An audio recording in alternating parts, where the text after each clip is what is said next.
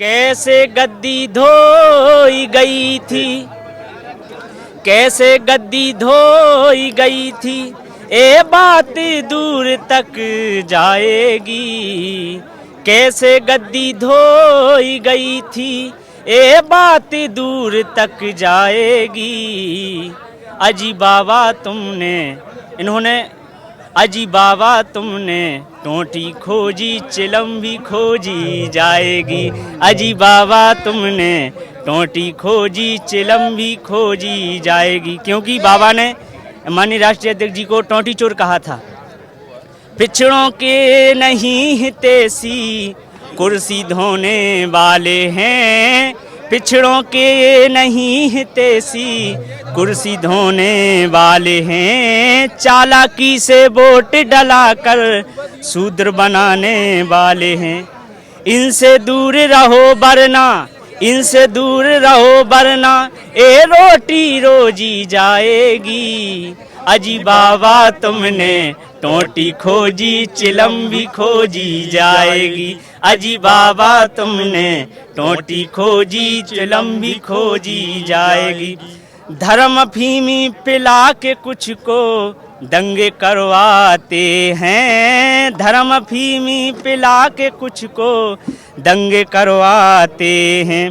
दलित मुसलमान पिछड़े शोषित सबको लड़वाते, हाँ दलित मुसलमान पिछड़े शोषित सबको लड़वाते। घायल तहजीब को जिंदा रखो। अम्बेडकर सेना जागृति मंच के अध्यक्ष बड़े भैया आदरणीय मोहन घायल जी ने लिखा है इस गीत को। घायल तहजीब को जिंदा रखो, ए तुगलकबाजी जाएगी। फिर कहना है अजी बाबा तुमने टोटी खोजी, चिलम भी खोजी जाएगी। अजी बाबा तुमने टोटी खोजी, चिलम भी खोजी जाएगी। अखिलेश यादव बार बार कहते हैं दीवारों पर धुएं के धब्बे हैं, चिलम इसका बड़ा चुनावी मुद्दा है। उस पर आपने ये जो गाना लिखा है इसको समझाते हैं, घर घर जाके कैसे प्रचार करते हैं आप लोग? हम लोग स्टेज पर जाकर जो कार्यक्रम चले गीत के माध्यम से लोगों तक पहुंचाते हैं। आपका क्या नाम है भाई साहब? मेरा नाम हैरी बौद्ध। हेरी जी, हैरी बौद्ध। हरी का हैरी कर दिया। हाँ, हरी का हैरी कर, सही पकड़े आप। तो हरी से हैरी बनने वाला हैरी बौद्ध यहाँ पे क्यों आया है? यहाँ पर सर जैसा कि हम और आप लोग इसके लिए एकत्रित हुए हैं कि आज कुछ परिवर्तन होना चाहिए हमारे समाज के लिए। जितने भी हमने बीजेपी शासन में जितनी मुसीबतें कोरोना काल में, स्वास्थ्य में, महंगाई में, शिक्षा में जिन परिस्थितियों से हम लोग जूझ रहे हैं, तो उनको हम लोगों तक पहुंचाने का काम करते हैं। हैरी, क्योंकि आप लोग अम्बेडकरवादी अपने आप को बता रहे हैं और बहुजन समाज, दलित समाज से अपने आप का संबंध बता रहे हैं, जब अखिलेश यादव की सरकार थी तब दलितों के खिलाफ जबरदस्त ऐसे फैसले लिए गए जो दलितों के लिए बहुत नुकसानदायक थे। मालूम है कौन कौन से फैसले लिए थे? सर बात करें, आपको मालूम है? देखिए सर, उस समय देखिए जैसे काफ़ी चीज़ें हैं वो आप जानते हैं, वो कंडीशन एक अलग थी। मैं फिर कह रहा कि अब कंडीशन अलग है। देखिए, जब बहन जी ने जिलों का नाम महापुरुषों के नाम पे किया, अमरोहा को ज्योतिबा फुले नगर बनाया, हरदोई को संत रविदास नगर बनाया, हापुड़ का नाम बदल के पंचशील नगर रखा, कई उन्होंने नाम रखे जो संत महापुरुषों के नाम पर थे। नाम बदला अखिलेश ने। उसके अलावा जो प्रमोशन में आरक्षण मिला था SC/ST को, वो प्रमोशन से डिमोट किया उन्होंने। उनकी बाकायदा जो अधिकारी बने हुए थे उनको निचले स्तर पर लाया गया, और जो ओवरसीज में जाके दूसरे देशों में निःशुल्क पढ़ाई करने के लिए स्कॉलरशिप स्कीम थी उसको बंद किया। आवास योजना को जो दलितों को मिलता था वो बंद किया। तो ऐसी सरकार के मुखिया अखिलेश यादव, जिसके राज में दलितों का भला नहीं हुआ, उस पर इस बार कैसे भरोसा करेंगे? आपकी बात ठीक है। मैं इतना कहूँगा कि उस टाइम, जिस टाइम की आप बात करें पिछले शासनकाल की, तो उस समय अम्बेडकर की एंट्री नहीं हुई थी समाजवाद में। अम्बेडकर की एंट्री होने के बाद अखिलेश यादव जी ने, माननीय जी ने अगर उसमें एंट्री की है विचारधारा की, समाजवाद और अम्बेडकरवाद, तो हमारे हिसाब से मैं मानता हूँ और विश्वास है, और मैं सारे शूद्र भाइयों से भी कहना चाहता, चीज़ें बदल रही हैं, बहुत जल्द बदल रही हैं। कई चीज़ें होने के बाद ही बदलती हैं। कई चीज़ें सोच रहे थे, हो सकता है वो जब की कंडीशन क्या रही वो अलग है, लेकिन अब की कंडीशन में दावे के साथ कहता कि शूद्र पे काम होगा। अब वो नहीं है, हर चीज का सुधार होता है, हो भी रहा है। दो शब्द होते हैं, ओबीसी, जो ओबीसी समाज की जातियां हैं वो आती हैं शूद्र वर्ण में। जो आपका ऋग्वेद है उसके पुरुष सूक्ता में 4 वर्णों का जिक्र है बनाया। जो दलित समाज है जिसको अनटचेबल कहा गया, बाबा साहब जिसे डिप्रेस क्लासेस कहते थे, वो शूद्र वर्ण में नहीं आता, वो चतुर्वर्ण से बाहर है। उसके लिए अति शूद्र शब्द का इस्तेमाल किया ज्योतिबा फूले ने अपनी किताब में। तो जो शूद्र आप कह रहे हैं ना, उस शूद्र की परिभाषा में दलित तो आते ही नहीं है। तो ऐसा तो नहीं होगा कि समाजवादी की सरकार में दलित आएंगे ही नहीं? नहीं, ऐसा नहीं है। दलित अछूत शब्द जो कह रहे हैं, मेरा मीन्स ऐसा नहीं था कि मैं कट करूं। मैं 85 की बात कर रहा था शूद्र को लेके। और दलित शब्द है जो मैं समझता कि हम जो अछूत लोग हैं, ऐसा अब नहीं होने वाला है। क्योंकि मैं आपसे कह रहा, इसी मंच पे माननीय राष्ट्रीय अध्यक्ष जी के सारे मंचों पे हम लोग जा रहे हैं। हम यहाँ से कैंपेन करते हैं संगीत के माध्यम से। इस मंच पर भी आए, कल जौनपुर में भी थे, इसके पहले भी हम चल रहे थे। जितनी मंचें थी प्रदेश अध्यक्ष की थी, जहाँ भी समाजवादी की मंच लग रही हैं, हम लोगों को बराबर सम्मान मिल रहा है। और हमें विश्वास है इस बात का कि अब जो नया नजरिया है वो बदला हुआ है, उसको भरोसा करना। दावा करते हैं नई सपा नई हवा। हाँ बिल्कुल। लेकिन अभी आप जैसे कह रहे थे कि अभी इनको अंबेडकर समझ में आए हैं। अंबेडकर को समझ, आपने ही बोला, आपने बोला कि अभी समझ में आया ना, पहले नहीं आया। पहले अगर आता तो वो उतने बहुजन विरोधी फैसले नहीं लेते, ये एक बात साफ है। पहले आया ही नहीं, ये बात तो सच है कि नहीं आया। नए नए अंबेडकर समझ में आए हैं। बहुजन समाज पार्टी, जो कि मान्यवर कांशीराम साहब, बाबा साहब के विचार पे चलने का उनका मिशन है।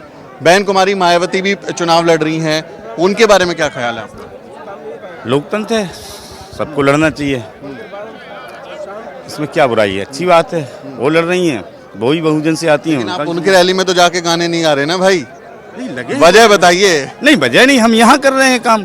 वजह बताइए, ऐसे थोड़ा ही है। नहीं, हमें बुलाया नहीं, हम तो काम कर रहे हैं। मैं तो अभी बहन जी की रैली में भी जाऊंगा, यहीं पे रैली है उनकी, मैं अपना काम कर रहा हूँ। आप आए हैं समर्थन में, तो समर्थन की वजह होती है, समर्थन की वजह होती है। तो बहन जी की रैली में नहीं गए, यहाँ आए, वजह बताइए। नहीं, कोई वजह नहीं, हमें यहाँ लगा। अच्छा, ये मैं जो मानवर कांशीराम साहब का गोल है, बाबा साहब का गोल है, फुले साहब का गोल है, और बहुजन समाज का गोल है, वो SC ST OBC माइनॉरिटी का तो गोल है। हम फिर नहीं समझ पा रहे। ये क्वेश्चन और भी मीडिया से मेरे पास आया, मैं फिर आपसे कह रहा कि आपने कहा बहन जी का क्यों नहीं करते। हम बहुजन समाज के लोग जब भी अपनी बात रखते हैं मंच के माध्यम से कहीं भी कैडर में, तो बड़े एक सम्मान से एक संबोधन में बोलते हैं पिछड़े। वो पिछड़े कौन है? ये जिनके साथ हम चल रहे हैं और जो भी और भी लोग हैं जो आज गठबंधन में हैं, क्या वो पिछड़े बाहर हैं क्या उस गोल से? वो माइनॉरिटी कौन है, वो क्या उस गोल से बाहर हैं? जो हम कहते हैं पिछड़े दलित शोषित, वो पिछड़े जो करते हैं हम बहुजन समाज वाले, वो क्या यादव है, कुर्मी है, राजभर है, कश्यप है, ये जितनी तमाम जातियां आती हैं, अति पिछड़ा वर्ग, क्या उससे बाहर है? उस गोल के अंदर आती हैं। तो हमारे हिसाब से जो मानवर साहब चाहे थे, कांशीराम चाहा, जो बाबा साहब ने चाहा, जो फुले ने चाहा, क्या हम उस गोल से बाहर हैं? हम जहां खड़े हैं, क्या ये गोल पूरा होता नहीं दिखाई दे रहा है? वैसे मेरा मानना, मैं एक कलमकार होने की जिम्मेदारी से कहता, हमको यही करना चाहिए जो हम कर रहे हैं, तब जाके RSS किया था 19 में। दोनों के लठ बज गए, अलग अलग हो गए। 19 का लोकसभा चुनाव साथ लड़ा था और उस समय पे बहुत खुशी थी कि दलित और पिछड़े आखिरकार साथ आ गए। और अब शायद बदलाव होगा, गठबंधन नहीं चला, अलग अलग हो गए। और इस अलग अलग होने से जाने किसको फायदा हो जाएगा, इसका भी डर है, किसी और को फायदा हो जाएगा। देखिए, ये सब RSS का खेल है, डायरेक्टली इनडायरेक्टली। जब बहुत अंदर से हम गहराई से अध्ययन करेंगे, और आप लोग मीडिया वाले लोग हैं, बहुत समझदार होते हैं। सारे मीडिया वालों को समझदार मत कहो, ऐसा मत माना करो, मूर्ख भरे हैं वहाँ बहुत सारे। फिर तो बहुत ईमानदार भी हैं, बहुत ईमानदार भी हैं। अब आप यूट्यूब पर लोग हैं ना, तो आपके लिए तो सम्मान होगा ही ना, बनता है इतना। आप भी लोग जिंदा रखे जितना भी रखे, बाकी तो आप जानते ही हैं। हमारे राष्ट्रीय अध्यक्ष जी ने एक ईमानदार कह दिया, तो आप समझिए। चिढ़ गई अंजना ओम कश्यप, बार बार ईमानदार क्यों कह रहे हैं? बिकाऊ लोग हैं, टुकड़ों में पलने वाले लोग हैं, उनको क्या कहा जाए साहब, लेकिन हमें इस पर नहीं पड़ना है। मैं ना जैसे अभी यूपी में लगातार घूम रहा हूँ, सारा यूपी लगभग घूम चुका हूँ। खासकर दलित बस्तियों में जब मैं जाता हूँ, तो एक आशंका है कि समाजवादी पार्टी के शासनकाल में जिस तरह के उत्पीड़न हुए, जातिवादी हमले हुए, वो एक जाति विशेष के तौर से हुए, और वो सवर्ण नहीं थे। कहने में इसमें कोई आपत्ति नहीं है कि सवर्णों के मुकाबले में पिछड़ी जातियों की तरफ से ज़्यादा हमले हुए दलितों पर। डेटा भी है उसका, आंकड़े भी हैं। तो ये आशंका अभी भी बनी हुई है कि अगर समाजवादी पार्टी की सरकार, गठबंधन की सरकार बनती है, मैंने स्वामी प्रसाद मौर्य का इंटरव्यू किया, ओम प्रकाश राजभर का इंटरव्यू किया, उनसे भी मैंने ये सवाल पूछा कि अगर कहीं आप लोगों की सरकार बन गई तो ये एंटी दलित तो नहीं हो जाएगी? ऐसा तो नहीं कि दलितों के घर जो हैं फिर से 2012 में, आपको याद होगा जिस दिन रिजल्ट आया था उस दिन आगरा में घर जलाए गए थे दलितों के, तो ऐसा तो नहीं होगा? नहीं, ऐसा नहीं हुआ। आपकी क्वेश्चन है जो उसकी मुख्य भूमिका है, मैं समझ पाया जहाँ तक, बढ़िया, बहुत शानदार प्रश्न है आपका। और जो हम देख रहे हैं, जो हम कर रहे हैं, हमारा मानना है जो अपर कास्टें नहीं है, ओबीसी हैं, वही कर रहे हैं दलित पे। जो ब्रेन वॉश है ना मनुवादियों ने कर रखा है, वो खेल कर रहा है। जाति की उच्चता एक दूसरे को काट रही है, और ये दोष मनुवादियों पर नहीं है, ये दोष हम लोगों का है कि हम लोग पढ़ लिख कर हम नेता बन रहे हैं, हम अधिकारी कर्मचारी बन रहे हैं, समाज में नहीं जा रहे हैं। जो मानवर साहब ने किया, तब जाके आप खड़े हैं इधर और मैं खड़ा हूं, वो चीज हमने कट कर दी उस गोल से, इसलिए हम गोल से बाहर हो रहे हैं। मनुवादी चाहते हैं ओबीसी को लड़ा दें, एससी को लड़ा दें, ये एक तरीके से संघियों का काम है। अगर आप यहाँ हमसे बोल रहे हैं, हम आपसे बोल रहे हैं, इस जगह खड़े ना, यही ब्रेक है आरएसएस का, और कोई तोड़ नहीं है। आप कब तक ओबीसी के नेता को या एससी के नेता को या माइनॉरिटी या शोषित को आप टारगेट करेंगे? जब तक ये मानसिकता नहीं हमारी बदलेगी, तब तक हम नहीं समझते कि हम बाबा साहब को पूरा करने में लगे हैं। आखिरी सवाल, आपको लग रहा है सरकार बनेगी? 101% बनेगी। मैं 403 सीटों पर 5वीं बार जा रहा हूँ। कितनी सीटें? 403 403 जिलों में, पूरी सीटें A to Z एकदम। ये फिर मैं वही सवाल पूछूंगा जो बाकी से पूछता हूँ, इतना भरोसा है तो ईवीएम फिक्स कर ली क्या तुमने? ईवीएम वाले तो वही हैं जो अवैज्ञानिक आदमी है, सबसे ज्यादा वैज्ञानिक चोरी कर रहे हैं। तो तुमको यकीन है आएंगी 400 की 403 पूरी की पूरी? तो कुछ तो फिक्स किया होगा ना, ऐसे थोड़ा ही कि सारी। हम लोग काहे को फिक्स करें? सरकार में हम तो लट खा रहे हैं, हमारे हाथ में ये थोड़ी है। चलिए, समर्थ को तो कम से कम दावा करते रहना चाहिए। और गाना सुनाना चाहते हैं, सुनाइए भाई। जैसे कि आपने कहा था कि माननीय राष्ट्रीय अध्यक्ष जी का आवास गंगा जल से धुलवाया गया था, और आज केवल आवास की बात नहीं है, आज हमारी पूरी यूपी उस गांजे के धुएं से बेसैली हो गई है। और अगर उस चिलम को कोई तोड़ने वाले हैं तो वो है माननीय राष्ट्रीय अध्यक्ष अखिलेश यादव जी। इसलिए गांजे की गंगों से यूपी पूरी हुई बेसैली है, अखिलेश चिलम को तुम तोड़ोगे, खबरें जन जन फैली है, अखिलेश चिलम को तुम तोड़ोगे, खबरें जन जन फैली है। निर्दोषों की हत्या होती, बेटी नोची जाती है, मंदिर मस्जिद एक सड़क थी, अब वो तोड़ी जाती है, मंदिर मस्जिद एक सड़क थी, अब वो तोड़ी जाती है। भय में गांव गली बैठी, भय में गांव गली है बैठी, मानवता पड़ी अकेली है, अखिलेश चिलम को तुम तोड़ोगे, खबरें जन जन फैली है। सन्यासी घर में व्यभिचारी ठोका ठाकी जारी है, दलित मुसलमान हुआ हलाल है, ओबीसी की बारी है, दलित मुसलमान हुआ हलाल है, ओबीसी की बारी है। हिटलर शाही पूरा शासन, हिटलर शाही पूरा शासन वर्तमान की शैली है, अखिलेश चिलम को तुम तोड़ोगे, खबरें जन जन फैली है।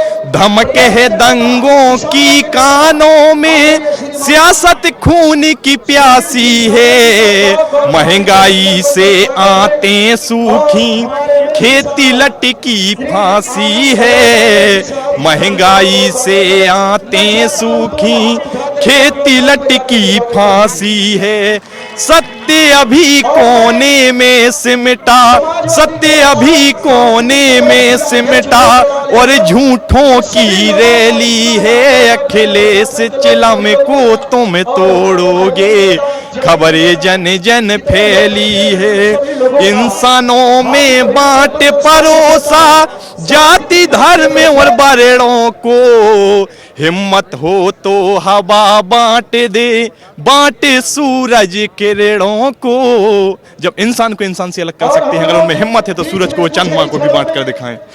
इंसानों में बांट परोसा, जाति धर्म और वर्णों को। हिम्मत हो तो हवा बांट दे, बांटे सूरज किरणों को। और आदरणीय कवि महोदय जी, हमारे जो अम्बेडकर सेना के अध्यक्ष हैं मोहन गाय जी ने लिखा है कि घायल चलन चिलम की रीति, घायल चलन चिलम की रीति सबको लगती मेली है। घायल चलन चिलम की रीति सबको लगती मेली है। अखिलेश चिलम को तुम तोड़ोगे, खबरें जन जन फैली है। अखिलेश चिलम को तुम तोड़ोगे, खबरें जन जन फैली है। गांजे की गंगों से यूपी पूरी हुई बेसैली है। अखिलेश चिलम को तुम तोड़ोगे, खबरें जन जन फैली है। और ये चिलम 10 मार्च को जरूर टूटेगी। चिलम टूटेगी या साइकिल पंचर होगी या हाथी जो है वो भागेगा या हाथ क्या करेगा, इसका फैसला 10 मार्च को हो जाएगा। इस पूरी रिपोर्ट पर आपका क्या कहना है कमेंट में लिखिए और हमारे चैनल को सब्सक्राइब करें। फिर किसी वीडियो में मुलाकात होगी दोस्तों।